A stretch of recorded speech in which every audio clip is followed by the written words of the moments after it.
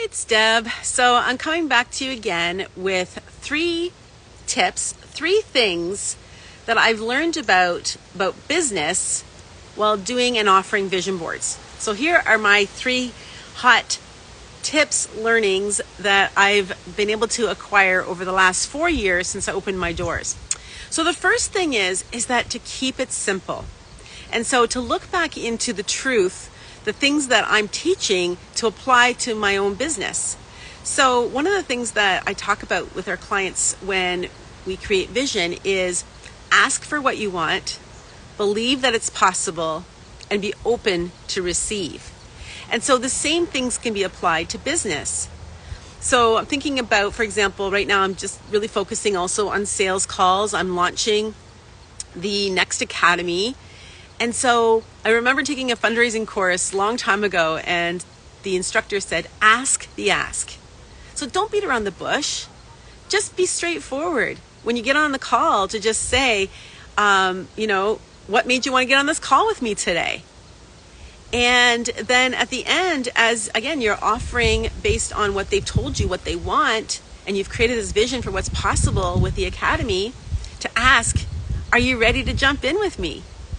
And then believe that it's possible, believe in your own skill set, and then also that sort of ties into the last one, which is receive, and just holding loosely to the outcome.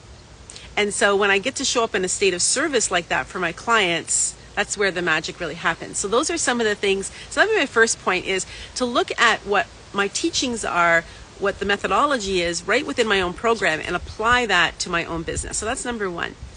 The second thing is that this process has evolved. And so when I first began, I really thought that, so this kind of ties back to sales, I guess, again, was that I could just hang my shingle, so to speak, meaning like I could just put out my sign, because I actually have a physical studio for the Light Up Studio, that people would just show up. Because why wouldn't they? Wouldn't they be as passionate and find it as awesome as I do? And so I just thought, I can just put out my sign. I can let people know I was open for business. And quite honestly, at the beginning, there was crickets. It was like, this is me looking out my door, like, okay, where's the lineups of people? I had this amazing vision. Where are they? And so that was really where I recognized that in my messaging, more than just telling people what an amazing process it is to have a vision board, I need to make a connection to their heart and their mind, but have this connection. So talking about, some people like to call it pain points. I'm not really all that into pain. So I like to call it about the benefits. So you can say about the feature, so the vision board, the clarity, the focus that you get. But what's the benefit for you in your life? Why should you even care? Why would people want to care about doing a vision board? And so when I started to have that as part of my messaging, letting people know, like, here's the feature, here's the benefit, that's when people started to come, because they were like, oh, she's speaking to me. I get it. Yeah, I'm feeling stuck. I don't really have a sense of direction. I'm ready for something new.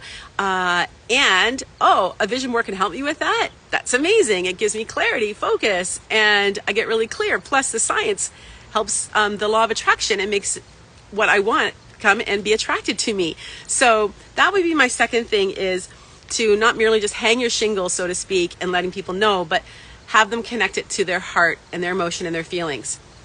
Then the third thing is some shortcuts I want to give you, because when I work with clients, so I also work one-on-one with clients, and especially if they're just getting into business, one of the first questions I ask them is, does your potential prospect have a way to connect with you?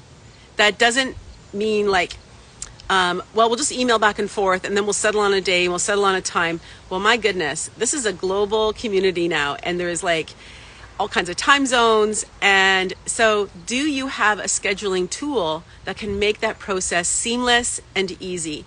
So do people have a way to easily connect with you?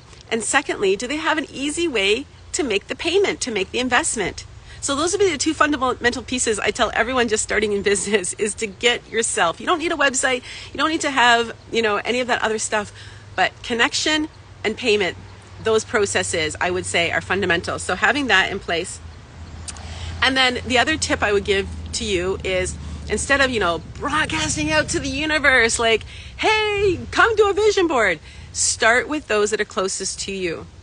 And we tend to step over that. And I speak about this a lot, but I see this happening time and time again, where, because let's say you've just left a 9 to 5, you've been in a certain genre. For me, it was in early years. Well, I do a lot of work still within the early years community, because I'm one of them, and I'm an early childhood educator, yet I have this whole other skill set, experience, expertise, providing vision and vision boards, and facilitating that with that community. So that's really where I've started. And so think about what that might look like to apply for you as well. And then the last is, and I just learned this not that long ago, and again, you can see my face, I'm kind of like, ugh, because I'm still a little bit embarrassed, but I gotta let that go, is that don't be embarrassed to ask for help. Don't be too high on yourself that you're not afraid to ask a question that might seem embarrassing. So here's my example. Last year, because it was, or 2 years ago, I had to set up a Dropbox.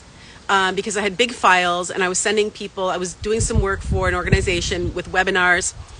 And so I couldn't just email a link, I had to put it through a Dropbox. Well, inadvertently, I created 2 of them.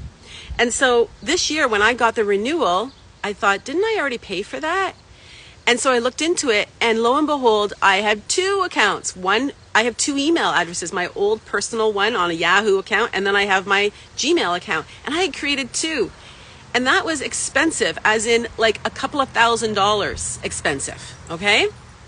And so rather than just turtling, like just putting under the covers and getting embarrassed about it and just being like, oh, no.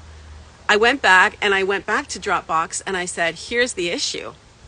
And I also discovered I was way overpaying because I had way over subscribed to a service I didn't even need.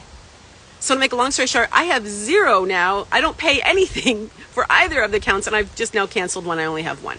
So I'm offering that to you to say, don't step over the small stuff if you're not sure, especially, again, I'm 54, and so, hey, I didn't grow up with the internet. In fact, it wasn't until I was in my adult years that I started to discover the internet and tech, and I'm all self-taught.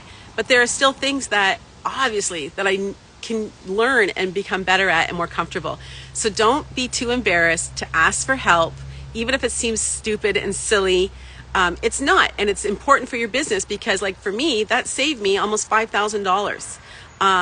And so that was a big one, but it's a lesson learned, and I'm going to continue to lean in to see, what am I embarrassed about? What am I not speaking up about?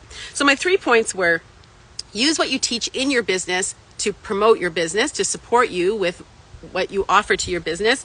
That's what I did with Ask, Believe, and Receive.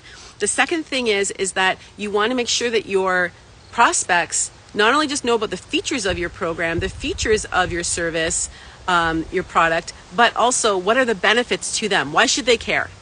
And then the last thing is that have a way to schedule, a way to pay, and begin with those that are closest to you. So get into having conversations, no currency. And then the last thing is, don't be too embarrassed to ask for help. So thank you for staying on this call. 3 things I've learned about business, offering vision board experiences. I hope this has been helpful to you. And I want to let you know that in the vision board business, you can get into the business of vision boards with me, starting an academy the end of this month, August 25th. It's on Thursdays. We changed up the time. It's going to be from 3 till 5 p.m. Eastern Standard Time. And we had someone invest today, so we've got one already, and I have someone else as well. She's just it's going to be happening within the next day or so.